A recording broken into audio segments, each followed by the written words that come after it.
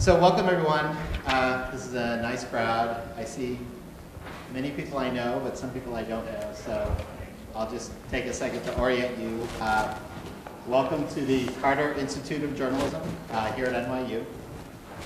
My name's Dan Fagan, and I'm an associate professor of journalism here, and I'm the director of the Science, Health, and Environmental Reporting program, which sponsors these events.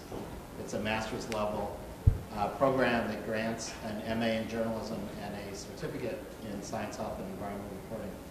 We're in our 29th year, 28th year, which is a long time.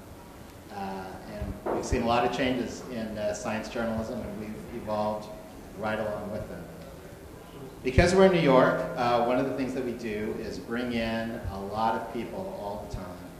And it's a pleasure to welcome Josh Foer, and I will wait and have Lee Hotz do the formal introductions, but I'll just say that it's very generous of Josh to come in and join us. Thank you, Josh. And also to say that we're all deeply intimidated by your presence as a memory champion. I promise you I'm way more intimidated. I think we should ask the name of everybody. Yeah, I told you. So, Forever. So be gentle with us, Josh. Okay. We are taping this and miking it, so for that reason, if you have questions, just raise your hand and I will hand you the microphone. But please don't just shout out because we won't be able to hear you on the tape.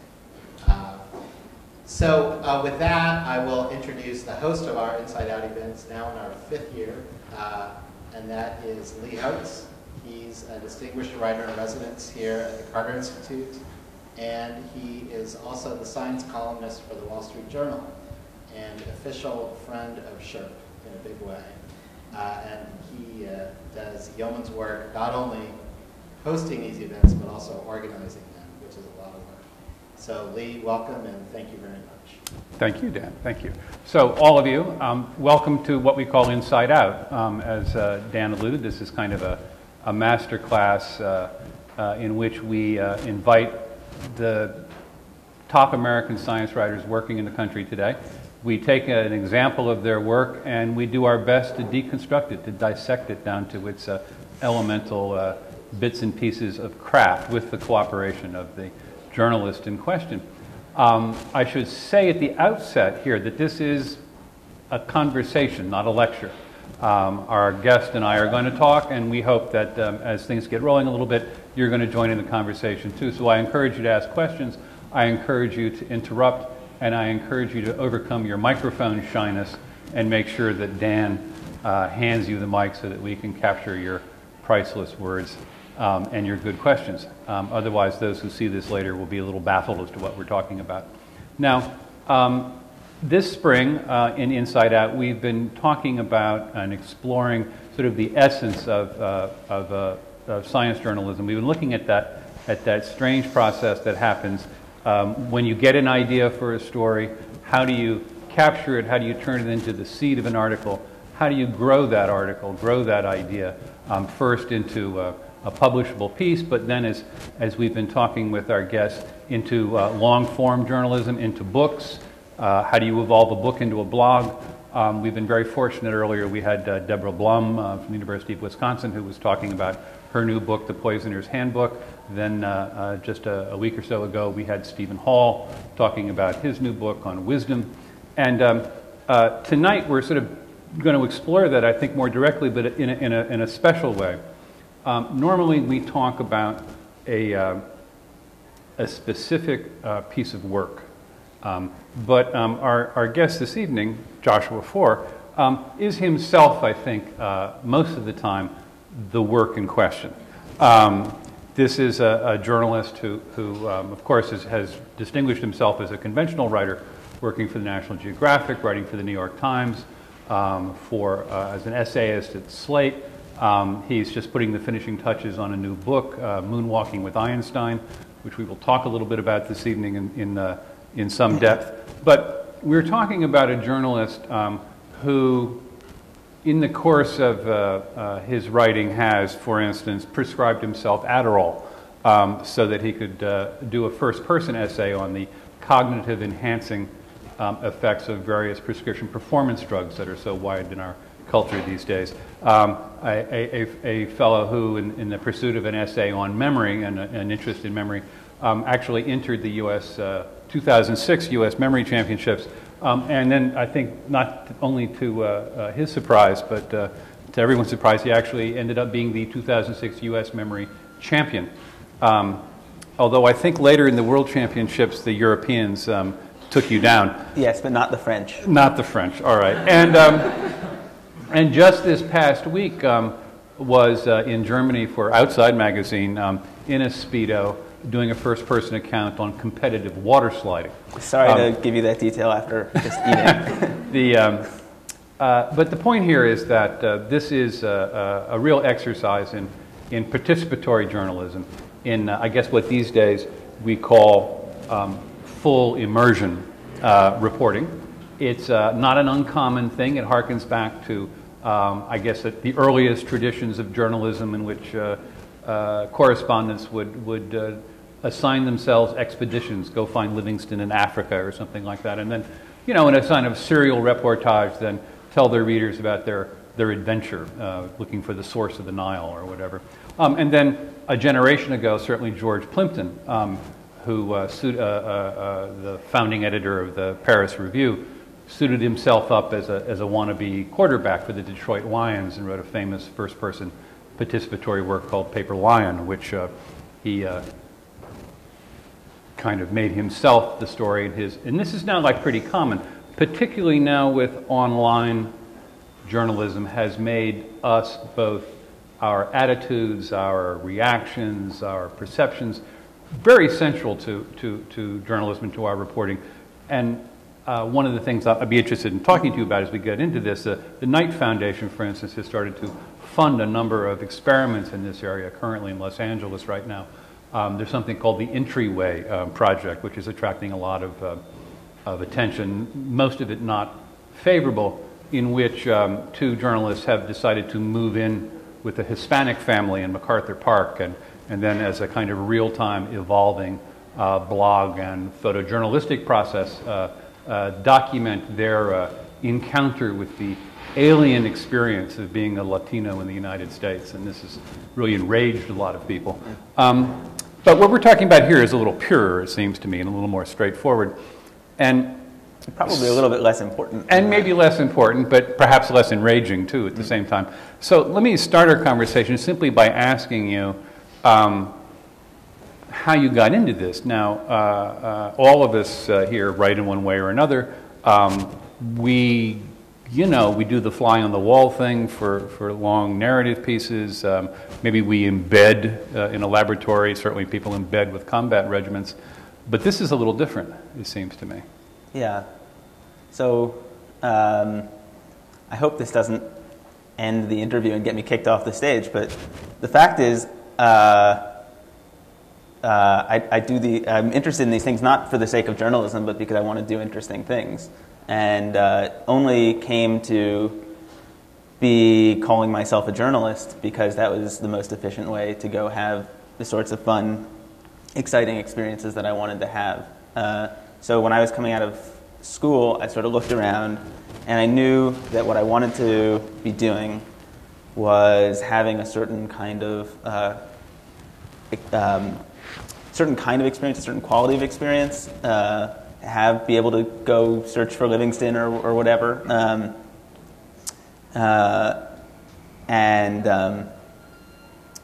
When I looked around, journalism is how you can go and do that and not be a mere dilettante, or be a dilettante and at least get paid for being a dilettante. So when I get involved in a story like the memory thing, or even like this water sliding thing to a lesser extent, it's because there's something I actually really want to do, and that seems like it would be a lot of fun, and writing about it is sort of the way to make that happen as a career or as a profession. If I could be doing it with video and I knew how to make documentaries like Werner Herzog, I might do that instead. So I guess that's an answer. Well, you certainly didn't start out by, entering yourself into a memory championship or whatever. It just seemed to me that as a technique, you must have ramped up to this. So I'm just curious. Now, one of the essays that we sent around, and I don't know if all of you had a chance to see it, was your essay on Adderall. Mm-hmm. I wonder if you could tell us a little bit about that and how that came around. Well, just to go back a step, to tell you the experience that made me want to do journalism, and I was mentioning this to you before, was that when I was between my freshman and sophomore year of college, I decided to take 2 months driving around the country. And the idea was do something fun and a little bit nuts every day and write about it on a blog. And this was like, I don't even know if they were using the word blog back then or if it was still weblog. I guess this must have been... But you were posting this on. Yeah, and what I discovered was actually having an audience and knowing that I was having these experiences not just for the sake of myself, but for the sake of whoever was going to be reading about them, made me more adventuresome, made me go out and sort of do things I might have been a little bit shy about, and I found that was kind of exhilarating. And so I think even today when I do journalism, I think of the writing as sort of like the price I have to pay to go do these fun things. Well, maybe I should ask you, do you think of yourself as a journalist? Or do you think of yourself as a performance artist? No. Maybe when I'm in a Speedo. No, I think of myself as a journalist, I suppose, but I wonder if I'll be using that word to describe myself in 10 years. So, the Adderall piece, if we could focus on for a second. No, that's fine. And then I'd like to back around. I don't know exactly the chronology, but then back around and we'll talk about memory work for a while. But here's a topic: performance-enhancing drugs, cognitive enhancements. We've all read about it as science writers. We are encouraged to explore this. It's a weird cultural cutting-edge thing. But most of us would have written it by going to talk to students. We'd have sent emails out, gone to Facebook, talked to doctors, whatever. But you got yourself a prescription. I mean, just tell me about that process. You didn't get a prescription. Aha. Yeah, although I think the Slate's lawyers decided that I should not mention that in the article. So was this an assignment, or no? I gone to them with this, thinking like, oh, I need to pay the rent. I know what I'll do. No. I was sitting there thinking, God, I think I had just read something about some. I don't even remember. It's been a long time since I read the piece. Was it SHERP maybe, who took speed to help his writing, or certainly Kerouac. Oh, did. Yeah, famously so. I think, God, it sounds kind of amazing, because I really can't sit for more than 10 minutes without wanting to check my email, and I wonder if this is really effective. And I guess there's one way of answering that question where you go and you talk to all the experts, and but I don't know that would have been a satisfying answer for me. So it just seemed natural. If you have this question, why wouldn't you go out and actually try and answer it yourself, as opposed to asking other people about it? Especially if, this is a case where it was a question of, God, what kind of effect does crack cocaine have on you? If you, I might have gone to the experts instead. But there's, I see. But this seemed relatively decided harmless. To conduct an uncontrolled. Yeah, and it was uncontrolled, and it was unscientific, and I wouldn't want people prescribing it or not prescribing it on the basis of my article, but. In terms of answering the question for myself, I learned all sorts of things that I couldn't have possibly learned. And so you approached Slate about this? Slate had approached you? No, I approached Slate about that. And what was that conversation like? You went to your editor and said, I got a great idea. I'm going to get some illegal performance-enhancing drugs, I probably non-prescription. downplayed it's illegal. It's like probably a felony kind of that angle. But yeah, I think that was basically the conversation I had. And I said, I'm going to find out what this is actually like.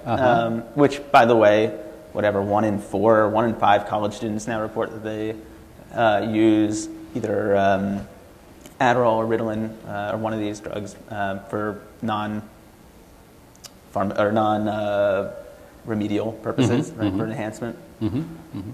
But I'm just curious what kind of conversation that was with the editor. I mean, did they have concerns? Did they have questions? They just say, hot dog, I've been waiting for somebody to do that? Yeah, that sounds like it'll be a compelling kind of, I think what they said was that sounds very Slatey. Very Slatey. Yeah, okay. it does, right? Like, they do a lot of pieces like that are sort of first person, here I'm going to go investigate this for myself and share what I learned with the world. Okay, so now you've placed yourself in a pharmacological way at the center of this story that you're about to report. I mean, what do you do? How do you proceed? Do you tape yourself? Do you? I was far from scientific about this. In fact, if I recall, the way I was measuring my progress was by playing some computer game that was vaguely mindless, but which I actually was much better at when I was on the drug. But mostly, I was just reporting on like the subjective experience of it, which was, I mean, the objective data is out there. That is easy to go to the experts to get. It's saying what it actually feels like to be, not checking your email every 20 minutes, or what does it feel like with respect to your sense of creativity, or it actually kind of made my heart palpitate, and I didn't like that. So those are the sorts of things that are harder to convey just by going to the experts. I see, but I'm wondering how you documented it for yourself in a way that you could then turn around and use the story when it wore off. Right. I think I actually wrote the story while I was on the drugs, if I recall. Okay. It's actually the quickest turnaround I've ever had on a story.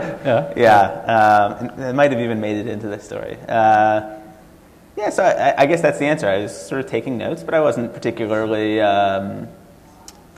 scientific about it or particularly rigorous. And you have the leeway to be less than rigorous when you're doing a piece like that. Now, I realize it is an essay, and of course that is its own frame. Yeah. But did you feel that you wanted to then round this out, then kind of go back and then do the conventional thing? And then, well, yeah. And oh, by the way, right. I'm a bit of a pussy, so I wouldn't have even thought about taking illegal drugs without like going and talking to 20 different. Okay. I see. This is recorded, right? But we won't tell. Yeah. I wouldn't have thought about doing this without. I see. So you laid some groundwork. Yeah. I tried to be responsible about it. Oh well, it didn't sound that way up till now. So I'm just. Oh well, and then I tried to very, mask over the responsibility. So. Right, but so now you have this core experience. You have your anecdotal lead. In terms of constructing the essay, in terms of sitting down and writing. I mean, literally, did you just like bang it out while you were still buzzing and feeling enhanced, or? I think so. Probably took me some time afterwards. I only did this for a week. I mean, like I understand. Really, from a rigorous perspective, this was anything but, and I wouldn't want to pretend otherwise. But in terms of the process, I don't know. I remember I thought I had a good lead, and I remember there was some debate, internal debate about what kind of conclusion I wanted to draw from this experience, whether I wanted to say that this was actually this fantastic, amazing thing that everybody should go out and do because it kind of was fantastic and amazing, or whether I wanted to conclude on a slightly more ambivalent note. And what did you decide? I concluded on a more ambivalent note. I still felt like I wanted to run out and get an Adderall prescription. Yeah, but I tried to actually hedge a little bit, if I recall, in the ending. Because ultimately I actually decided I didn't want to have anything to do with this, that it was just like a little bit too much not me. And I could understand why people would want to take it, and I can understand why you'd want to take it, especially if you had an exam the next day, or a piece that was due the next day, but I found it just a little bit weird. And so myself. You handed this in, and it went online. What kind of response did you get?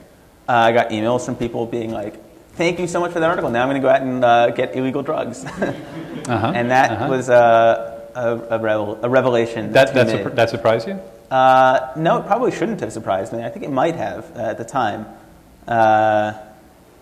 But But yeah, I guess that's the power. I mean, now, when you search for Adderall, I think that article is like comes up in the top 10 of Google, which makes me, I guess, by some stupid internet measure, like an expert on this, which tells you something about the internet. So this was led to this encouraged you to want to do more first person stuff. Just was like another arrow in your quiver. What? It didn't even occur to me that there was like something unusual about the way I was approaching this story at that point. It just seemed like the natural way to try and answer this question. Just like with the memory stuff, the memory story. When somebody comes up to you and says, "Yeah, anybody can train their memory to do these incredible tricks that you just watched me do," you could say, "Okay, I'm going to just write that down." But for me, like the natural next question is like, "Well, if anybody can do it, can I do it?" And so it just seemed intuitive that would be the next step in that's interesting that because story. I have to say that would not be my natural first question. That probably says something about my deficiencies as a journalist. My first question would be like, "Oh, I wonder where I could go find somebody who did this and then ask them about it." And so let's linger for a second on the memory thing. So how did that assignment come about? You were already working in this area? I mean, no. Okay. I mean, as a journalist in the area of neuroscience, or not really. I mean, the way it came about was I was at the World Weightlifting Hall of Fame in York, Pennsylvania. Just to give you the backstory, I don't know how interesting this will be. What were you doing in York, Pennsylvania? I was driving through to go interview a professor in Allentown, Pennsylvania, who had invented a device that popped the world's largest popcorn. The science piece. The world's largest popcorn. Yeah, adiabatic expansion. It does it in a vacuum chamber, and it. And I feel obliged to ask, how big is the world's largest popcorn? So it's one of these funny things where you can't really see the volume change because the popcorn is so. What's the word I'm looking for? So it's like popping in like those dimensions they talk about in string theory. If you pour the popcorn into a beaker, you can see that it's like much more voluminous. And the interesting thing about popcorn is it's the only food that is bought by mass and sold by volume. So if you can figure out how to pop bigger popcorn, it's like pure profit. Anyways, it tasted like garbage. It tasted like garbage. Yeah, but it was okay. Now we're really on a tangent. But here we are. No, we're going through York. Yeah, and so I was at this museum and I saw a picture of this guy called Joe the Mighty Adam Greenstein, who was the strongest man in the world at the turn of the 20th century. He could change all 4 tires on a car without any tools, and he could do all these other things. He was like about 5 foot 4 inches tall. And I thought to myself, wouldn't it be interesting to find out so he's the strongest man in the world. Right. Who's the smartest man in the world? And so I went home and I started Googling who's the smartest man in the world. And that's how I ultimately, through the weird magic of Google, stumbled on the fact that there was a bizarre competition called the World Memory Championship. And there were national memory championships in 12 countries, and a U.S. championship that was like 4 weeks away or something. I thought, fascinating. And so then I pitched that story to Slate. I said... now, what's your relationship with Slate at this time? You're a freelance journalist? Yeah, I was a freelancer, but I had been an intern. Contributing writer relationship? No, I had been an intern there for a summer. Okay. So I had some connections there and had somebody to pitch the story to. And I was like, let me go cover the Super Bowl of savants. This sounds quirky and interesting, and I knew nothing about it when I showed up. So I want to just go back for a second, because this process by which you find yourself a story idea is interesting. And I think... basically every story I have starts with a question. Something that often it starts with a question that I discover on Google. I mean, like... a question you discover on Google, or that Google leads me to. My advice to people who are looking for stories is if you just come up with, like, you can basically ask any sort of weird question, like what's the fastest that somebody can go down a water slide, and through Google, if you can't find a story like from one of these question like that after just a couple of Google is incredible. It makes it possible to find the most bizarre stuff that would have been hidden and under a dozen different layers of obscurity you can dig up. And so you sort of sit there asking yourself questions, and that's the process by which you arrive at something. Yeah, like what is kissing? Like, why do people kiss? Like, what a strange. Yeah, I was struck by just to digress for a second, that among his more conventional pieces is a lovely essay that I guess he wrote for Valentine's Day. In the New York Times on the physiology and history of kissing. And it was a non-first person story, non-participatory, and I felt sad. Yeah, me too.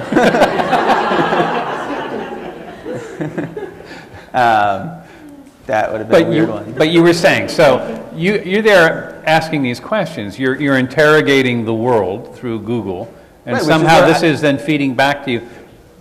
But not everybody would do this. I mean, a lot of us surf. That's what I think science journalists should do. I mean, I think that's like, if you're just asking questions of things that you actually don't know the answer to, that is just bound to lead to interesting stories. Well, like, give me an example. What do you mean? Well, like the kissing. I mean, kissing. Okay, so how did that come from? Well, I was sitting there, whatever. Maybe. Sitting there not kissing, right? Well, I might have been kissing somebody and thinking to myself. And this also is probably unfortunate that I'm sitting there thinking to myself, why am I doing this?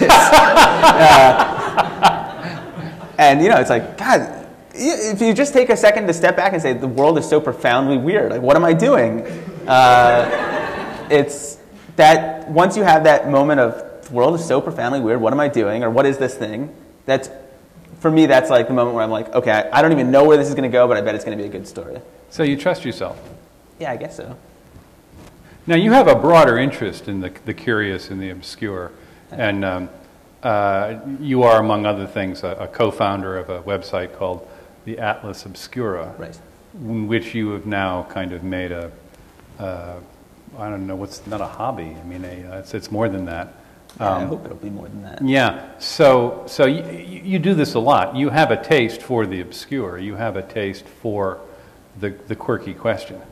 Yeah, well, it's like almost, if you can hear me trying to articulate this not very well, but a belief that if you approach the world through that lens, that you arrive at interesting questions. Well, see, I'm very struck by that, because I think many of us, more hidebound perhaps, more conventional, would come to a science story by, oh, hey, I've been reading this stuff in Nature now for about a year. There's a hot thing going on in the letters column of Science. I think I'll dig into that, and then go and then say, here's this interesting topic I want to explicate about the biochemistry or something or other. I better go find some way to make this story lively, and then maybe end up, if we're lucky, in the museum in York, Pennsylvania, looking at the midget who can pick up cars. But it's a very different process and a more prosaic process, I guess, a more pedestrian process. Well, and it results in a different kind of story, one that is certainly more. I mean, I don't want to denigrate what I do, but it's more important to like our society. I think that we have people who are pursuing those kinds of stories. Oh, I wouldn't argue that at all. I just was talking about the process. I don't know how you weigh the social import of knowing more about why we kiss versus more why neurotransmitters do what they do. But as a technique, as a process, as a reporting tool, I mean, you seem to be armed with your curiosity. Well, so it's like in psychology or in neuroscience or in the study of the brain, there's this idea that the way one figures out how the brain works is by like studying the brains that don't work. It's sort of a more general idea, I guess, in medicine. That angle of approaching the world yields results. Yeah, hi. It's my understanding that people have been taking Ritalin or Adderall to help them study more for some time. And unless I've been mistaken, people have been kissing for even longer.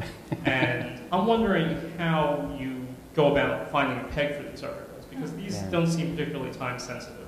So how do you find a peg for them, and how, if there are multiple possible pegs, do you decide on the one which is most marketable, or right for this story, or right for the particular publication which you're writing for? How you find a peg is the question, I guess. Yeah, no, that's a good With the question, how do you turn the question Yeah. into a news hook, into a peg, into something that you can then turn around and entice an editor with? Right. So sometimes that's a challenge. Kissing, like, there was a very obvious timely peg for that story, which was Valentine's Day. And by the way, I don't know, I mean, I don't think I could have gotten that piece published on the New York Times op-ed page any other day of the year, obviously. But you come at them with, like, lots of different things coming together at one moment, like a story like that, and it becomes harder for them to turn it down because it's got such a good peg. The Adderall thing, I mean, that's like could have run any time, and I didn't even pitch that, if I recall, with any sort of a. And there's a new study that says that 1 in 4 college students are using Adderall. I think because it was this sort of like subjective piece, it could have run any time. So you don't aspire to importance. Maybe that's the way to put it. That I think a lot of times a journalist basks in the reflected glow of the event, the news event. That's your peg. That's your hook. Something miraculously, hugely important happens, and you're the official bystander. You're the designated tourist.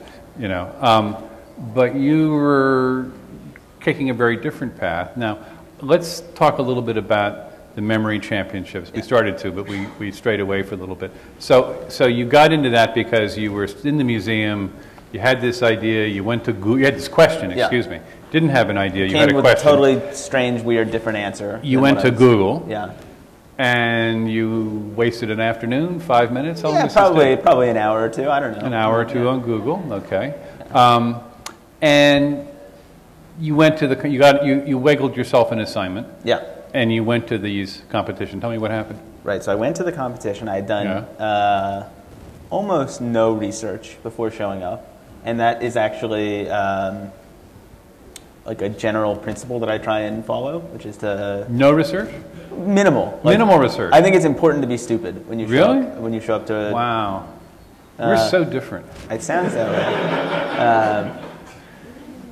I make it a point to try and know too much. See, I find that when I know too much, it makes me not ask the questions that my readers are going to be interested in. Because you start asking the questions that are interesting to you, but you already know the questions that actually the reader wants to ask, which you've already answered for yourself. So your ignorance is actually an important tool. I think it's a crucial tool, and I will now make a point, and this is like something that I didn't start doing, but this is a technique that I've evolved of like very consciously not looking at anything before I jump into a story, because you can always follow up with people like once you do that first round of reporting, and then go home and like read the hell out of the subject, and so you know all the things that you ideally would have known before. I see. And then you can follow up with people and say like, oh, and actually, if I'd known, I would have asked you this question. But by that point, you're probably already asking questions that are like too far down the road to be interesting to the reader, because your reader hasn't done the research before they sit down to read the piece. And so either you're trying to obscure the fact that you've done all this research, right? For the reader, so that you can put yourself on the same level as the reader and be a proxy for their sense of curiosity, or you actually like enter the story like the reader, not knowing, with ignorant. Josh, can I just follow up on that? Yeah. I actually do try to obscure, and I think a lot of journalists do. We basically do try to obscure our knowledge. We try to know as much as we reasonably can, but then we try to approach the interview fresh, as if we're a naive question. So I guess my question is that if you are the truly naive questioner, how do you avoid the source saying, wow, you really don't know the first thing about this? you're wasting my time. Yeah. Go away and come back when you know something. It's the difference between interviewing a scientist and interviewing a memory champion, I guess. Like people who are used to talking to the media and who are don't want to have their time wasted are going to respond differently to that technique than people who have had no exposure to the media and are thrilled to be able to explain the stupidest thing to an apparently ignorant journalist. Yeah, no, because I think it's a good question, because a lot of us, I think, see our maybe spurious expertise, because in the end, what do we really know?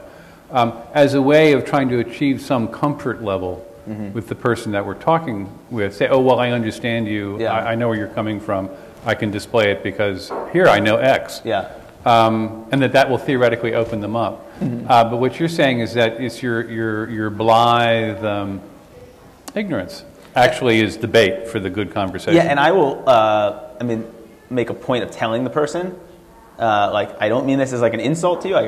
This is not because like I'm like a dumb person, hopefully, but like I will explain. My strategy is to not know what I'm about to talk with you about, so that you can explain this to me like I'm a child. Okay. So, and then I want to go on, but how do you then, as a practical matter, I can see how that would work, but then how do you hold on to that wonder, that surprise, that sense of ignorance tumbling in the face of surprising knowledge, once you become the expert? Well, it shows up in your notes and the questions that you've asked. So what do you do as a note-taking process to kind of, do you write yourself a little memo at the night?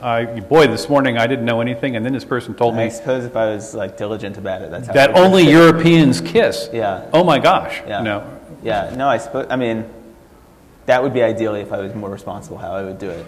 Instead, I put the thing in my notebook, and I'm like, I'll like write. But we've established your level of responsibility with the Adderall piece, so we don't have to. Yeah. No, but seriously, what do you do? I mean, as a practical matter. As a practical matter, that's what I do. I take notes and I like put them down until I'm ready to do the piece. Do you tape things? I used to, and then I found that actually it made me a much worse journalist. Like, because the things that are most interesting, you start to rely on the recorder, and think the recorder's going to pick it up, and so I can sort of just focus on talking to this person. But actually, the things that are often most interesting are the things that are happening. That are nonverbal, or that are if you want to be painting a scene, like if you're depending on a recorder to pick that up, you're not noticing the things around you that are going to make the scene like really bloom. Okay, so there you are at this contest. Do you have a prior contact? You just show up? I just showed up. In fact, in a kind of absent-minded sort of way. Yeah.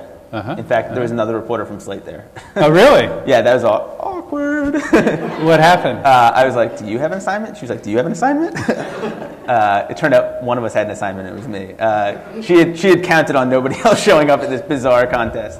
I showed up and I just started talking to people. And actually, I met the guy who ended up becoming the main character in this book outside smoking a cigarette on the street. You have right there. I've got a recorder. My name is Keith Clore. I'm an adjunct here, and I often talk about the recorder issue in classes, and I know that there's folks can go both ways on it, but I'm just curious about the accuracy. Are you worried about the accuracy of the quotes when you're taking your notes? Yeah, but I also believe that basically you get down hopefully more or less what the person said. And then you send them back the quote and say, does this more or less? More or less? Yeah, I think people are allowed to have some leeway on that. To say actually could have said this a little bit better. So you send then to make sure that you're reflecting them accurately, you send it back to them. Yeah. Now, how does that, as a practical matter, work? I mean, in the sense that we're all, I guess, trained not to do that, in part because it. I don't know, it's part of our intellectual independence, but also as a practical matter, it can be dreadful. Oh yeah. So hopefully you have a fact checker do it. Well, I never said that. I didn't say that. He wasn't even there. I don't know what he's talking about. I mean, hopefully, I've got that written down. The person said this, and if they want to contest a word or something, But I've actually never run into that problem as far as I can remember of anybody saying like, I didn't, you know. Oh, we live in such different worlds. Probably, I think so. I've had the experience of having 2 public relations people each with a tape recorder. Yeah. Me with the tape recorder. Yeah. Quoted the person accurately, and they still said that I had it wrong. So you're doing, So it matters doing not too to much theater. important journalism. No. As I can assure you, this was anything but important. But had to do with the number of robots that were employed in factories in Pittsburgh. So that's deeply that's high not stakes important for somebody. So there you are. This guy smoking a cigarette outside.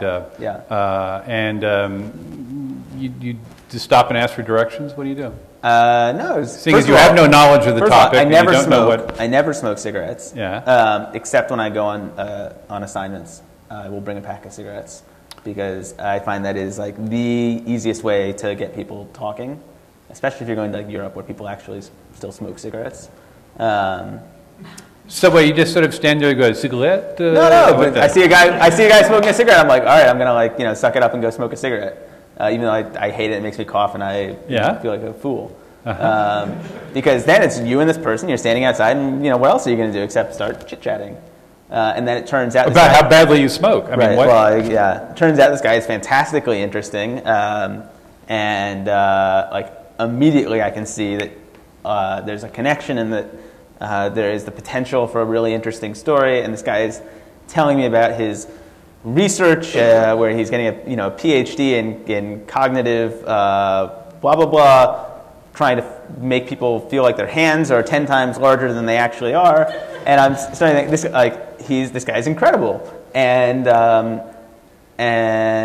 from that conversation came this entire process of this book. So you didn't even have to go in. You found your story out on the corner. This is during a break, yeah. Yeah, okay. Yeah. So, all right, you have your main character. Now, Yeah. for a more conventional fellow like me, that would have been, oh, great, I'll follow this person around, I'll smoke cigarettes with him, but I mean, I'm going to write down everything I do. I'll ask their friends about them or whatever, and that person would be my story. Yeah. But for you, clearly at some moment, you looked at this person, they were great, they were so knowledgeable, and what you decided you wanted to be like them, so you Not made like him. No, what made you decide in that instance to make yourself a contestant, to turn it around into a Joshua Foer story? So this guy's name is Ed Cook. Instead of an Ed Cook story. Right. Ed Cook's best friend is right there. That's Johnny Lyons, Yeah. who's now one of my good friends, one of my best friends, which probably says something about how involved I got in this story. Ed is the kind of person who was like, you should really come and have a beer with us afterwards. And I said, yeah, of course I should come and have a beer with you afterwards. And then we're out having a beer, and Ed is telling me about this secret society of memorizers that he belongs to, where they, to gain entrance, you have to memorize 47 digits, drink 2 beers, and kiss 3 women, strangers, within 5 minutes. And I'm like, but also be able to remember the order. Well, right? that's what makes it kind of challenging. Yeah. 5 minutes, 2 pints of beer, 47 digits, 3 women. And I'm like, this guy's great. And so next thing you know, he's like, well, we could teach you how to memorize 47 digits. I can't help you with the women, but you did not come to this without a frame. I mean, you came to this with a frame. Well, my story is done. The story I've written for Slate, I know this business that, in fact, none of this makes it into the story in Slate. Okay. Right? I'm just sitting there thinking, God, what a bummer. I've got, 1,200 words to write this story, and here's this really wonderful guy who I want to go spend lots more time with. And then, the next day, we ended up meeting up in Central Park, meanwhile delaying my writing this story, which I actually have a responsibility to go, finish and turn in. And with him teaching me, inducting me into the, secret and mysterious world of Does this memory society techniques. have a name? I'm just The curious. KL7. The KL7? Knights of Learning. Ah, the Knights of Learning. Okay, and I'm just now curious. So with the 3 pints of beer, the 47 digits, and 49 digits. Sorry, and kiss 49. 3 different women in 5 squared. minutes. I mean, how long did it take you to clear that hurdle to Oh join? no, I was not invited into the KL7. Okay. I see. Until I'd spent a year with these people. A year. Yeah. You spent a year with these people. Well, these people Ed became my memory coach, right? Right. And took me under his wings and taught me everything he knew. Question? Josh, I'm amazed that you didn't tear your story out. And I mean, that's the kind of, I mean, that's a dream of an anecdotal lead right there. I mean, it's just unbelievable. You were not tempted to just rewrite the thing on the spot and talk about this? That's a good question. You've kind of you get your finger on something I think important here. You have this ability to kind of segregate some of these pieces, and I'm trying to think of a way to say this that doesn't sound too offensive, but hit me. You're willing to give Slate second best. You're keeping this good thing for you. Is that? Yeah, it seems clear that you're already thinking book or thinking narrative magazine piece. Yeah, I would say by the time, like the next day when we got together, I was already thinking like, yeah, this is like going to be something longer than a 1,200 word. You were. Yeah, but I didn't know there was going to be a book at that point. I don't know what it was. You know, like I said, I went into this like, here's something interesting. I'm going to go have this experience, and we'll figure out what it'll become later. But you decided to hoard this, if I can put it that way. I didn't think of it. I mean, it would have been I think it might have even made it into the piece and got cut by my editor, actually. I can't remember. That actually is a pretty good take-home lesson, and that is that you don't always, journalists are trained to typically think about what's right in front of them, but sometimes it is okay to be a little more strategic and say, you know what, I'm going to hang on to this. I'm not going to just blow this. Maybe there's a better home for it. So it's certainly not unprecedented, but it's unusual. Well, maybe that's part of the art of being a freelancer, is to be able to kind of multitask markets while you're going. And it's true that it would be sad to squander Ed Cook. Well, it wouldn't have been squandered. It just would have. I mean, Ed Cook was in the article, the original article. It just didn't get into all this. You know what the problem was? There was no place for me in that original article, and this experience was now about me, and that would have had forced that original article to be something totally different, which actually I wasn't positioned to tell that story, because my presence in it is actually kind of totally irrelevant at that point. Like the fact that I went out and had beers with this guy and with Johnny, who was there, is like actually not that interesting to readers at this point. It took a year of spending time with Ed before my presence in the story actually amounted to anything. So in between the time that you write this 1,200-word essay for Slate and the following morning, I mean, it sounds like this was a pretty quick turnaround. Yeah. You made this sounds like very conscious decision that you're going to invest a lot of your time and intellect, or some of your time and intellect, and energy and precious freelance time in a kind of open-ended inquiry here with these folks and these memory people. Yeah. So tell me about that. All I can say is I thought it was fascinating, and the prospect, like the promise that Ed had held out to me, which was that with enough training you could learn to do what I can do, seemed like kind of amazing, and only natural that with that promise held out before me that I would like take him up on that offer. But are you thinking proposal? Are you thinking, gee, I can turn this into a National Geographic piece, or I'm just making that up. No, but I was thinking this is obviously very interesting, and there's like things that are interesting are going to go interesting places, which was enough. Sure. Yeah. Hi. Here at NYU, we get a lot of sort of legendary journalists who come through, and generally the least interesting thing you can ask them is who are your heroes or who are your models, because they always say the same people. It's always Joseph Mitchell or whoever. But you, as someone who seems to be eschewing the title of journalist and actively and almost unconsciously breaking a lot of the rules that these guys live by, it seems like you might have a more interesting answer. That you seem to be slightly more divorced from the tradition of journalism and maybe have different models or heroes, what you want to do. No, it's a good. Let's go. Who's your model? Who's your template? Who's your hero? I guess, George. It's hard. This is going to be a very conventional answer. Is George Plimpton? But I actually take issue with the way George Plimpton went about a lot of his participatory journalism, because he didn't take it very seriously. He thought it was simply enough to strap on the shoulder pads and take a hike, or ring the triangle at the New York Symphony Orchestra.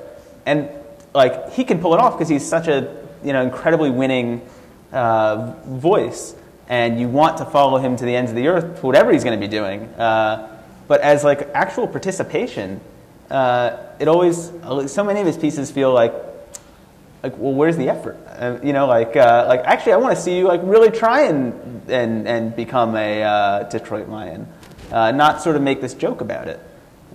So I guess anxiety of influence, whatever. I both hold him up and sort of think that he didn't maybe go far enough in a lot of the pieces that he did. He didn't take himself seriously enough. I guess, or yeah, I mean, it's. So you mentioned that there's a lot of participatory journalism that gets done these days, and I think, obviously I agree. Where I have a problem is where it is like tossed off. Like if you're going to participate. If you're going to get involved in a subculture, like get involved. Go actually become a Hell's Angel, whatever. Like that to me is fascinating. Or go live with these people for however long these guys are living with the Latino family in California. Like that, I really respect. So to maybe just finish answering his question, then we'll get to. I mean, so there's George Plimpton, who you admire but kind of think does it wrong. Is there someone that you look to either as a writer or as a journalist that you see as a positive model for you? Yeah, I think my favorite nonfiction is usually the result of a writer succeeding in acting as a proxy for me, the reader's curiosity. So when the writer is asking the question that I'm asking in my head at exactly the moment that I'm asking it in my head, they're asking it on the page, and stringing me along with a series of questions that are actually the same question, posing the question that I'm going to ask, and making me curious about it, and then asking it and answering it, and hopefully bringing up another question. So somebody who I think does that extremely well is Michael Pollan. Michael Pollan. Yeah. And I admire his writing a lot because of that. I think he steps in for the reader as a proxy for the reader's curiosity very well. And that timing of knowing when to ask the question or when to know to wait to answer the question until the reader is ready for you to answer it is something that I think he does very well. Right here, yeah. I'm curious. So, what was the memory contest like, and how on earth did you win? Are you super smart, or like what's your deal? Yeah. So, thank you very much. So, take us back to the memory contest. Yeah. There you are. You've decided Ed's right. He can teach you. And how does that work? Both as a personal, like how do you learn? Yeah. What are they teaching you? But also, how do you keep track of this as a reporter? Because now you're really very schizophrenic professionally, right? Right. I mean, you're okay, trying to win something, but you're also trying to report on it. Okay, so now it occurs to me this is an interesting story and needs to be treated as such. So my next step is to do a literature search. Well, what do like real scientists have to say about can memory be improved? What is memory? God, I don't know the answer to any of these questions. So that was my next step, is to start reading. And one name kept popping up as I was going through the scientific literature, and he was this professor at Florida State University who I called up and I said, I'm thinking about trying to train my memory.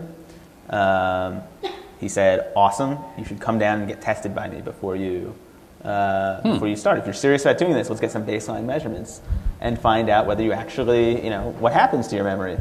And so that was my next step. And then after that, I guess I got back in touch with Ed. And I said, I now have this baseline. Like now we can actually do it. Like, let's see what happens. Can I actually improve my memory? What does that mean? And arranged to meet with him again. And sort of it went from there. Back over here.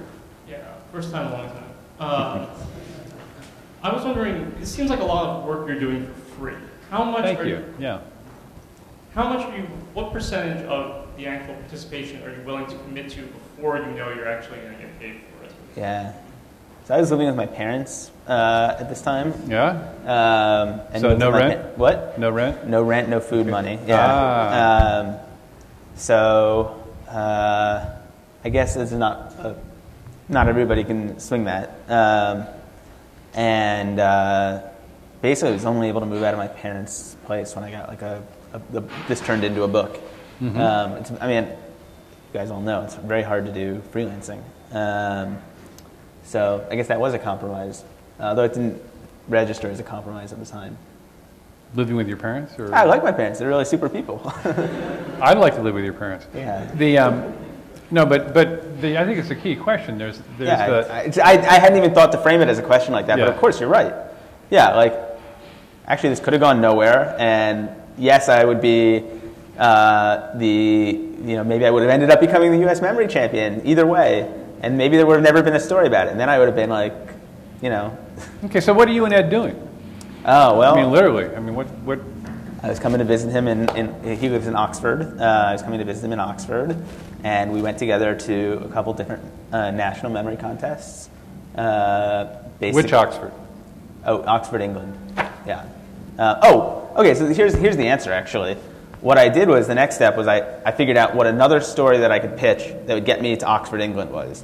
And I went to Discover magazine. Oh. And I basically gave them the same pitch I gave Slate. I was like, I'm going to do a piece about like the World Memory Championships and the science behind the World Memory Championships. And like, please don't Google my name and find out that I've already written this piece. The truth is I gave them a slightly different angle. And basically used that as my ticket to go to England to hang out with Ed. Okay. And to do a piece about the World Memory Championships was actually kind of not a great piece in the end. But that was my next step. Mm-hmm. So then what are you doing? So how is this going as a reporting process? So you actually secured an assignment to pay your way across to England. Yeah. All right, because I was starting to think this is becoming expensive. Pro bono is getting expensive here. Yeah, no, absolutely. Yeah. And then what I did was I actually rented an apartment in London for a month, and spent that month meeting some of the other memory competitors who lived in that area, lived on the continent, and basically used this Discover article as a way of meeting all of these people. And right now it's shaping up in my mind this is like a real story. Yeah. Are you starting to see this as a book proposal? Yeah, starting to. Yeah.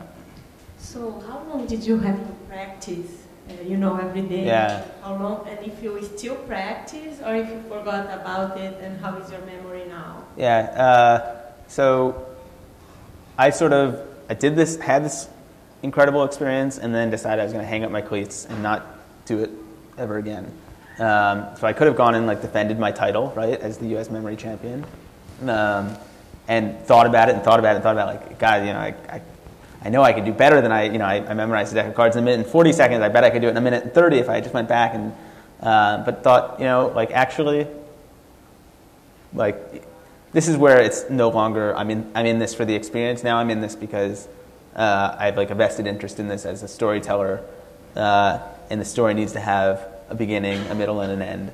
And it's time to bring the story to an end. And one of the nice things about doing first-person writing is you get to engineer the story in a way that you don't get to engineer the story when you're a passive observer. What do you mean? Well, I can say the story's going to end here. I'm going to hang up my cleats. This is the last chapter. In the same way that I engineered the story in the middle chapters, right? I could have gone one way or another. Just as any story can go one way or another based on what's going to what's happening in the real world. When you're writing first person, you can decide what's going to happen in the real world. Well, give me an example. This is interesting. So you actually can kind of, it's not just that you write the story as you're going, in a sense, but you're creating the story Yeah, as I you think go. you've gotta be So you can engineering it. decide, oh, you know, chapter 13 would be really good if I had a chapter right now where I got hit by a car. Well, So, you can't pull that no, off, but no. like I can say, God, it would be, you know, there's this German memory championship, right? And Ed is like teetering on the fence about whether he's going to go, and you know, I know it would be great for the grander story I'm trying to tell if Ed was there. So I said, Ed, well, why don't you just like sleep on my the floor of my hotel room? Like, you know, that that would solve the problem of your not being able to afford, you know, 2 nights in a hotel in Darmstadt, Germany. And so, okay, well then that happens. And then Ed and I are together, and as it happens, I like Ed a lot and enjoy spending time with him, so it wasn't such a drag. But you know, you're thinking about like, well, how do I make this story happen? Right. And I mean, I'm just curious now, does Ed know that he's a pawn in your narrative? I mean, yeah, very consciously. Yeah. So you say, you know what, it would make a better story for me if you come to Darmstadt? I think I even said that to him. Yeah. And I'm perfectly comfortable saying that to him. But just coming back to my question, Yeah. Don't you think, like, after you won the context, that you wanted to keep this skill? Yeah, no, I mean, I still have this. It turns out to be a skill that's actually only of moderate use in the real world. It's great for parties and wonderful for like pulling out at the right moment, but its applications in the real world are actually kind of limited, and where those applications are valuable, I still use these techniques, but it's like having a car versus having an Indy racer. What these guys are able to do is the equivalent of driving a stock car or an Indy car or whatever, and that's not really all that useful in the real world, to be able to, you know, memorize 3,000 numbers when they're handed to you on a piece of paper. That's just doesn't come up that much. No. But you can't remember what you're supposed to do tomorrow. Right. Yeah. So you've got a second assignment. This has taken you a little bit. At what point do you start framing this as a formal book proposal? And I think it was around. I think it was before the actual U.S. championships, when I was still training. I thought I was writing a book about these other people. I thought I was writing a book about Ed,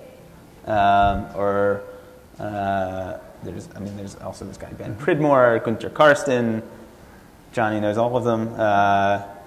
I thought the interesting story was these other people. I actually didn't fully conceive of first of all, I certainly had no way of knowing I was going to win this competition, right?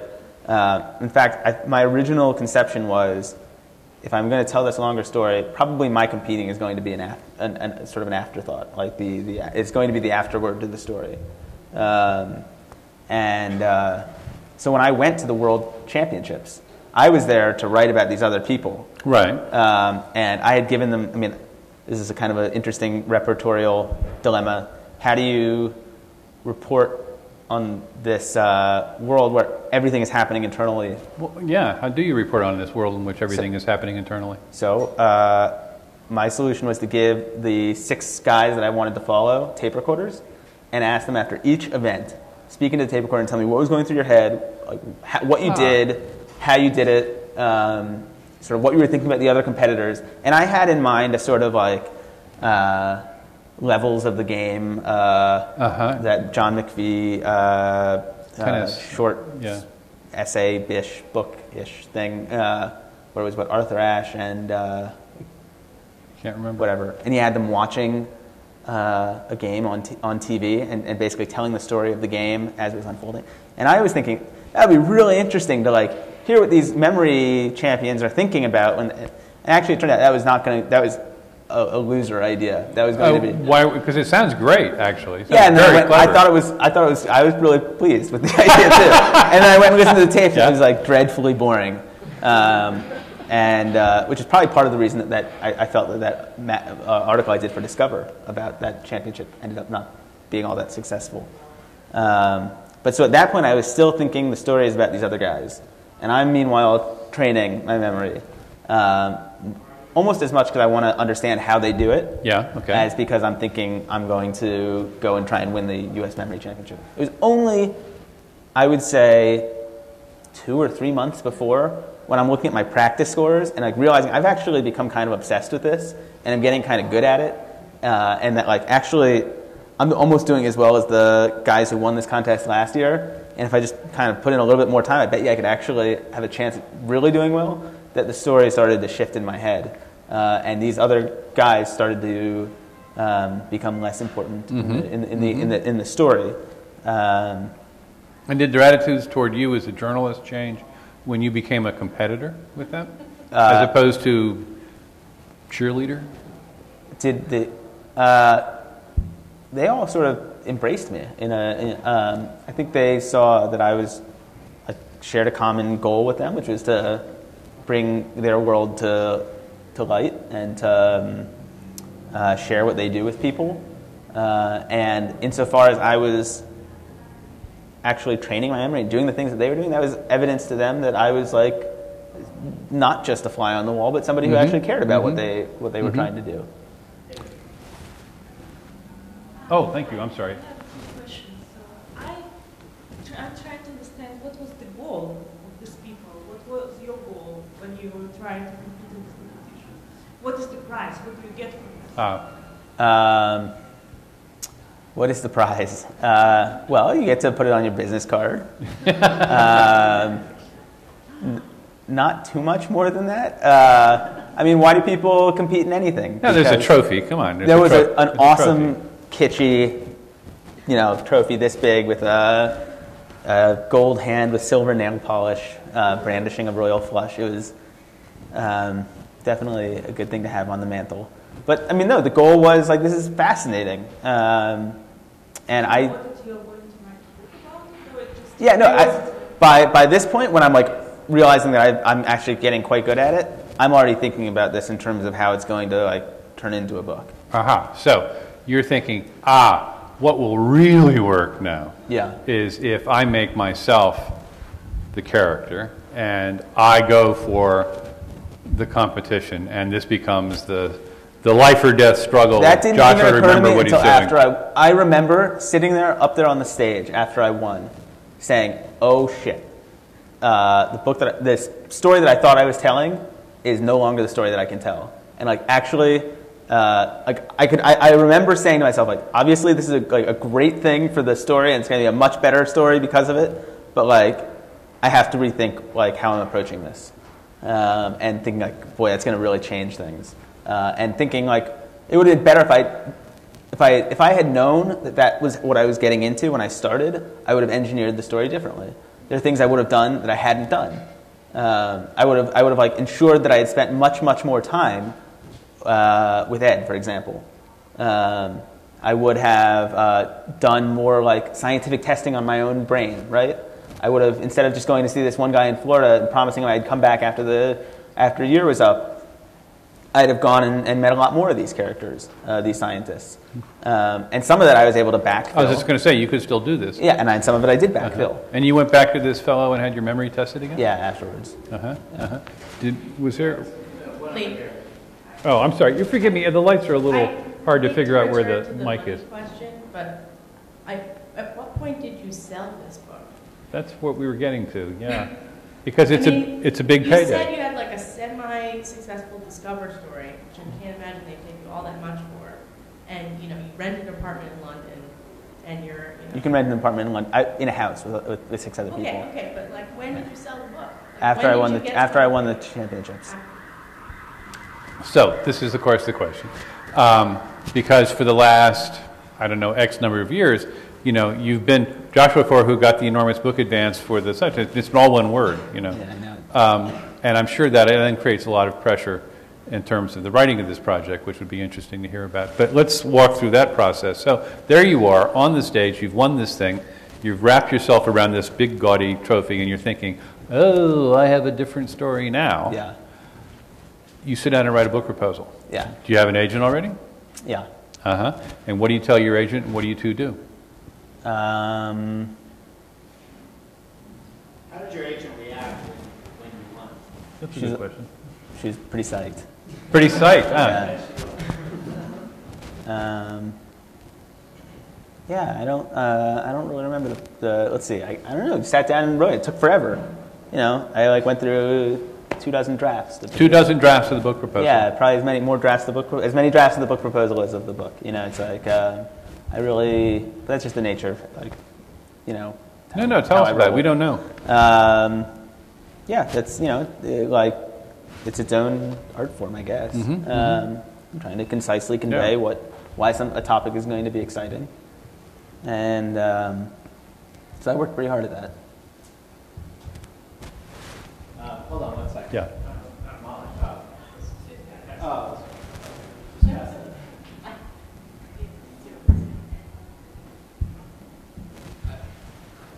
Can I just ask really quick, what was the contest, and how did you win? I really. Oh yeah, sorry, I should probably explain question. that. What were you memorizing? So the U.S. championships are 5 events. The world championships are 10 events. It's a mental decathlon, and the people who compete are mental athletes. The U.S. event, one of the events is memorizing a previously unpublished poem. One of the events is they give you a sheet with 99 headshots and names, first and last names, and you have to memorize as many of them as you can in 15 minutes. One of the events is random numbers. How many random numbers can you memorize in 5 minutes? And one of the events is how many random words. And then the final event is how fast can you memorize a deck of playing cards? And how fast could you? 1 minute and 40 seconds, which is the U.S. record still, but is entirely unimpressive by the standards of the international memory community, where people regularly memorize decks of playing cards in like 30 seconds. Which country dominates? Germany. There's something about this that like appeals to the Teutonic worldview. I can't explain it. They're very good at it in Germany and England. And then also Malaysia.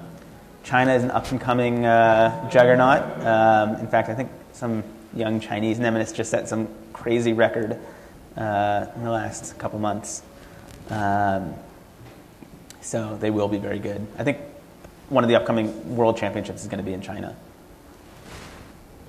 You implied that the book was a much better story when you won the championship.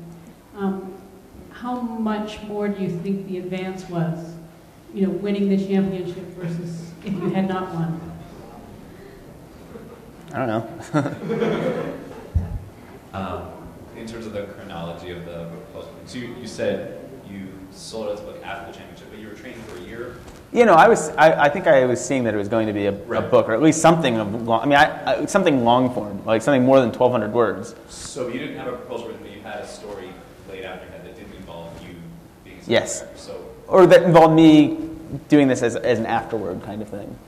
So were you spending the time before then interviewing other people that make it into the book? Or? Yeah. So in fact, there are like a lot of characters who I'd spent an enormous amount of time interviewing, some who make zero appearance in the book, or appear only sort of tangentially. And I'm going to be curious to see if they're peeved about that when it comes out, because they were really generous with their time, and were talking with me under the pretense that I was, going to be writing about them. And in the end, there sort of wasn't room for all of these incredible people, and they really are incredible people. But you could only sustain people's interest, readers' interest in like 2 of them or 3 of them once I was a part of the story. So then you do this proposal, you do 24 drafts. I mean, you literally do 24 drafts? I don't remember. It was a lot. How long is the proposal? When we had one speaker up here earlier this spring who just gets a call from her agent once in a while and says, "Want to do a book?" And yeah, that'd be something. 1-page proposal. I think it was like 50 or 60 pages. 50 or 60 pages. Yeah. Okay. It's a lot. Yeah, and like each chapter was like sort of like partially written, and so it was. And now, what else is going on while you were? How are you financing this project at this stage? I'm still living with my parents, I believe. Still living with your parents. Yeah. Okay. Well, that works. When you sit down to write the book, now you've written this story twice already. Written the essay, written the Discover piece. Yeah. How do you organize yourself? And I now, at this point, had an assignment from National Geographic. Oh, okay, which is a very memory. conventional piece now. Yeah. National Geographic, a long, straightforward piece that in other circumstances we would probably be talking about this evening on memory. And why don't you tell us a little bit about that, because that's also interesting. You talked to AJ? I did. I talked to AJ, who's this woman who supposedly remembers every day of her life, or some event from every day of her life. And I also spent time with a guy named EP, who's sort of second only to HM as a important amnesic in the literature, and sort of. So you this story now this is your third article to essentially finance this book, what is now the book project. Yeah. And National Geographic is paying for you to round out. Yep. The and story. at this point, I didn't have a book contract. I don't think this came shortly before that. I can't. Oh, I'm sorry. Yeah. So you said two things in the beginning, that you weren't that interested in journalism, but actually doing cool things. Yeah. And so you do it for the sake of doing cool things, but on the other hand, you find it stimulating to actually write about it, and because you're kind of doing it for the people that you're writing for. So my question is, so let's say that you didn't have funding issues, but you had unlimited resources of cash, would you still consider writing your experiences as opposed to just doing it for the heck of it? So I've thought about that question, like what would, if I find writing to be hard, and I find it to be very hard, and I don't think that I'm actually very good at it as like the craft of writing. I find it's like makes me unhappy and lonely and like is unenjoyable on a day-to-day basis, which are all things that I honestly feel like maybe I should go just do something else.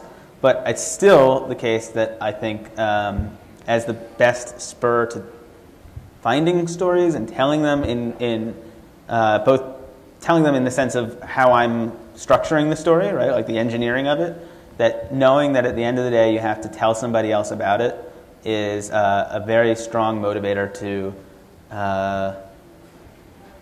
do interesting things in interesting ways, I think. So National Geographic basically creates the financial opportunity for you to go do the backfill, to do the conventional reporting. Yeah. Now, do they happen to know that you're the U.S. memory champion, and is this why they're interested in having you, or it's just that you're a good science writer and you've written for a variety of things and you've pitched them? My recollection is that this happened, that my winning that contest happened in the midst of like National Geographic has kind of a long, drawn-out proposal process where like things get bumped up different, levels of the magazine hierarchy or whatever. And this happened in the middle, is my recollection. And they were like, huh, that's going to go in your little author blurb. Okay, so that's how they saw it. I think so. That's how they saw it. Now, when you have shopped an idea, shopped an experience to several different publications the way you have, I mean, don't they have like a piece of your intellectual property here? I mean, is this like long-term? Like, what do you mean? I mean, I do something for the Wall Street Journal. They own the inside of my head till the end of time. Yeah, but I bet you get health insurance. I do get health insurance, it's true. So I'm just curious. You've taken the initial seed of the idea for Slate, sold it to them and signed some sort of contract, and I don't know what the grab through is. You've then also turned around and done the same thing with Discover, and now the third time you're doing this National Geographic. Do you create some sort of legal tangle for yourself? I don't know. I hope not. No, I don't. I'm just. I honestly have no idea. I have no idea, but I had never even thought to ask that question until now. But I don't think so. My impression is like people repurpose their reporting all the time. It's different for Lee because he's in a staff situation. But for freelancers, that's very common and very sensible. The difficulty is if people sense that they're getting used goods and they stop. Yeah, we can't do that. Yeah. It's really important to find fresh stuff that fits each kind of readership. Right, which is why there are these 3 magazine stories that all ultimately contributed to this book that were all different. I mean, each had a different angle, and even if they were all kind of treading on the same turf, they were all different. They had to be. No, and indeed they are. I'm just was asking the question. I mean, it is absolutely the case that a staff writer's situation is very different from a freelancer's, but just everybody's gotten grabbier these days, so I was just curious. Well, somebody said like you're supposed to like figure out how to like write one or report one story and then like sell it 12 different ways or something. That's like part of the art of like actually scraping by in this field. That you've got to get the maximum bang for the buck because you're getting a small bang for most pieces that you do. So, hi. Oh, they're good. I wanted to know, do you have any examples of when this kind of recipe of like idea, interesting question, it'll work out somehow, not sure how, and something good comes out of it, where that didn't work? Yeah, but I forget those. So, so much for the memory champion. Yeah. I mean, just to follow up on that, maybe just to expand on what Molly's saying. There is sort of a feeling sometimes, and it's happened. We've had several people come through recently who have all had amazing things happen as a result of both skill and kismet. And it's sometimes hard to see, you know, but you see the home run, but you don't see the 9 strikeouts. I don't know, maybe you've never struck out. No, I strike out all the time. That's the So maybe that would be a useful thing to hear about. Okay, give us an example. Give us an example of one of your dry runs that didn't work. Yeah, so I thought this is when I was still living with my parents. I thought I had found the most awesome story ever. I don't know if you guys know about the King of Swaziland. He's like a total goon. He's got like 20 wives who he's abducted, and just a great, rich story. He spent 1/10 of the nation's budget trying to buy a personal airplane for himself, which turns out like wasn't enough money, and they lost 1/10 of the nation's budget, and he never got his airplane. He drives a Maybach, whatever, fancy car. I wanted to find out, like, what is it like to be this guy? Right? He became king when he was, I think, 16, maybe. I might have that fact wrong. And he was plucked out of boarding school in England. And his father had died. He had, 300 brothers or something. You're going to be the king of Swaziland. This guy's got an incredible personal story. I managed to get the cell phone number of the Karl Rove of Swaziland, which was its own story getting that. That sounds resourceful. And I started having phone conversations with the Karl Rove of Swaziland, who was like, "Yeah, we love it. Like, of course we'll participate. Why don't you come to like our, economic development summit? And then from there we'll I'm like, well, I actually can't come to that. I need to like get the assignment to do the piece about, And I explained to him, I really want to tell the story from the king's perspective. Like, here's this guy who's got this terrible reputation, and like I want to find out how he sees the world. And I worked this for so many months, 6 months probably, calling back and forth with this guy, running up crazy phone bills, because it's not cheap to call Swaziland, and talking with the U.S. Embassy in Swaziland, and really thinking I was headed down this like road to this sweet, sweet story. And the guy was just stringing me along. Like, it was never going to happen. And eventually it became clear to me it was never going to happen. And he stopped returning my phone calls. And so that was the case where I'd invested a lot. Who were you pitching that to? Yeah. I had originally pitched it to Esquire. And they were like, you've never done a piece for us. We're not going to send you to Africa. You're like a kid. That's just not going to happen. But they were nice enough to respond. And then I think I ultimately got Details interested in it. So I actually got an assignment from them, if I'm not mistaken, on the contingent on my actually being able to, get this guy to participate. So where did this question come from? Were you just like? No, I read about him in some Okay. There's a little. Every once in a while, The Economist covers. Like Indeed. the King of Swaziland has done something goofy. And I was like, boy, I'd never heard of this guy. Like, he's got 13 wives, whatever it was, and he became king at 18. And that fact was the thing that struck me as. Became king at 16 or whatever. There's something human about this guy. And there must be something human about him. And nobody has sought to explain him. I wasn't expecting to be an apologist for him, but I thought there must be some kernel of like humanity in this guy, and like let's try and find out what it is. Yeah. But you struck out. Struck out big time. I mean, well, you know, if I have like one piece of advice to people who are starting out in journalism, it's to throw lots and lots of Hail Marys, because you can afford to strike out a lot. Not to mix all of the sports metaphors, but it'll be a slam dunk when you get it on the 9th hole. There you go. Because like ultimately you're entering this field where you're probably not going to be compensated very well anyways. So you might as well, like for this period when I'm assuming most people here have made this calculation that like you're willing to forego going to work on Wall Street or whatever it is that you could be doing, because I'm sure you're all super talented people to be in this program, to go do something that you find interesting. And if you're going to make that compromise, like go really try and do the things that you want to be doing and attempt to make it happen, because maybe it won't happen, maybe it will, but just my advice is like throw those Hail Marys, because eventually you'll connect on one of them. And that's basically what ended up working out for me. So now, as a sideline, while you're working on this book, you started up this website. Yeah. Now, I'm curious how this fits into the grand strategy, because, of course, to me, this website, which is called Atlas Obscura, which is kind of a collection, compendium of interesting, curious, obscure places around the world, actually looks like flypaper for story ideas. Yeah, totally. Okay, so tell us about this. So you obviously did this on purpose with this in mind. Sort of with this in mind. So the website basically relies on user-generated content. So anybody, if you know of a wondrous, curious, or esoteric place, you can write about it for this website. And the idea is to eventually create this guide to all of the world's wondrous and curious places.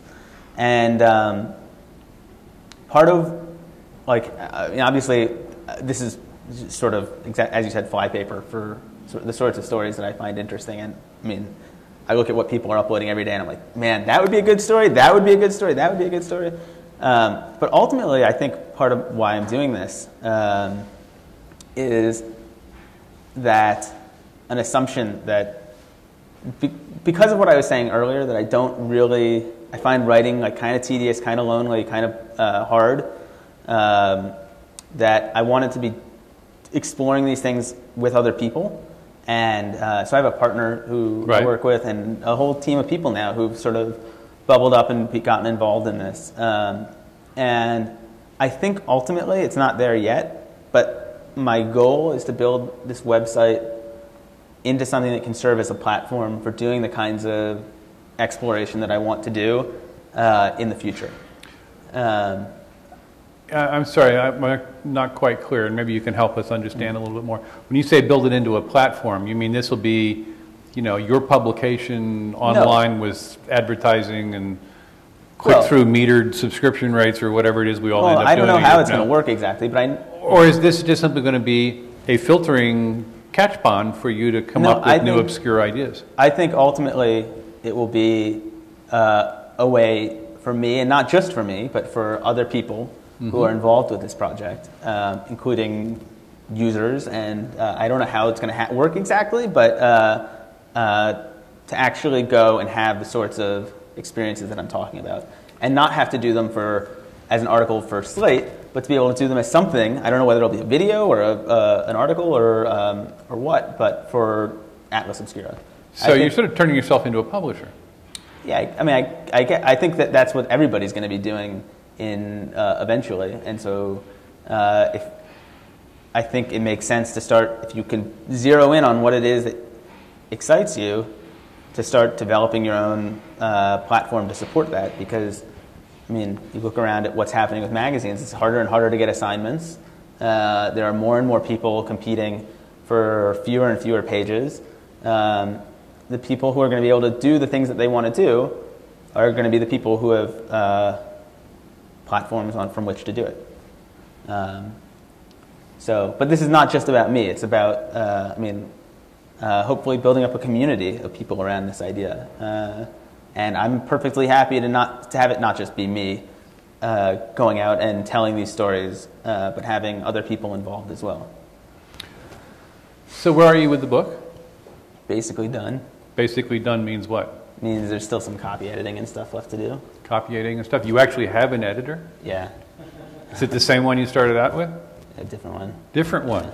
That's kind of normal now, right? I don't know. It might be new to me. Yeah. People go through 2 editors, 3 editors.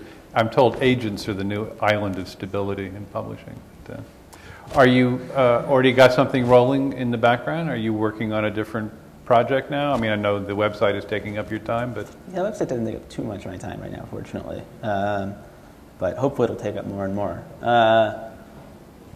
Yeah, I've got a couple different projects that are not ready to talk about yet. Yeah, but yeah.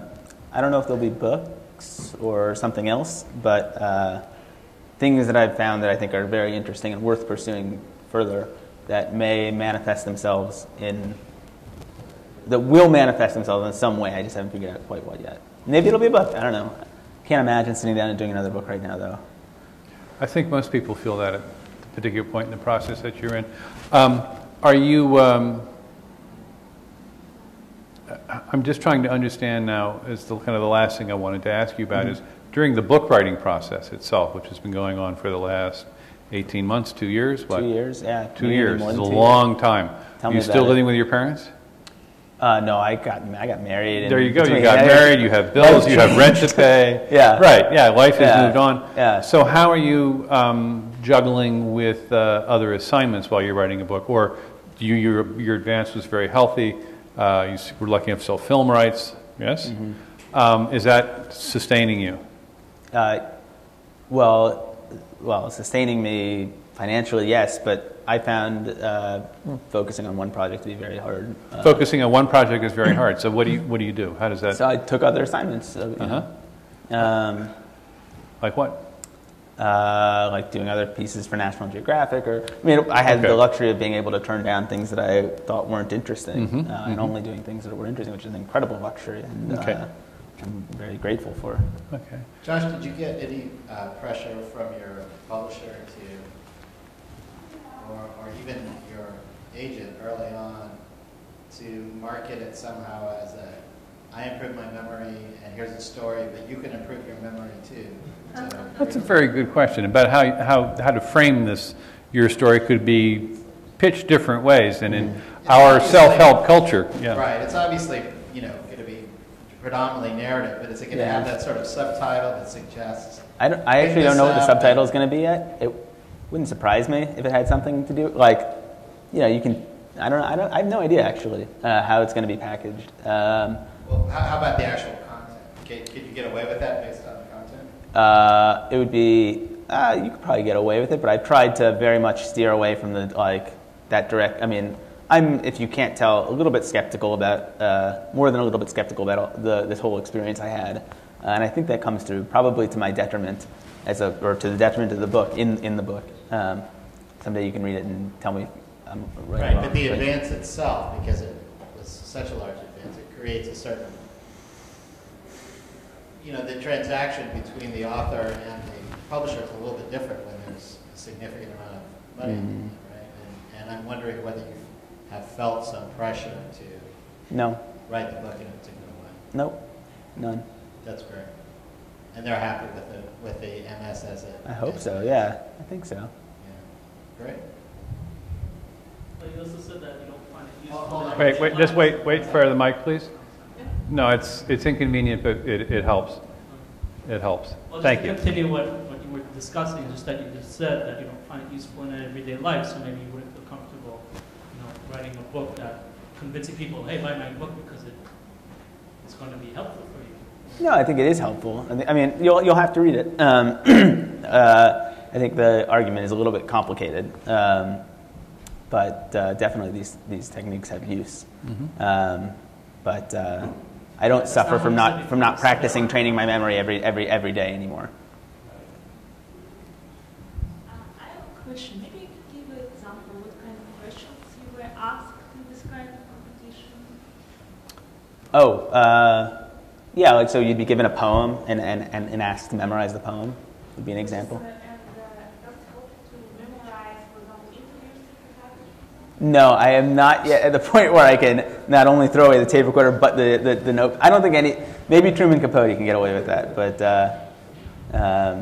he was, by the way, full of it. Truman Capote didn't memorize conversation. Truman Capote made up conversation. Memorizing numbers? What's that? All this competition is about No, it's also words, but I'm just saying you can't memorize words as fast as they're spoken. Nobody can do that. Certainly not Truman Capote. What about that woman that memorizes everything in her life?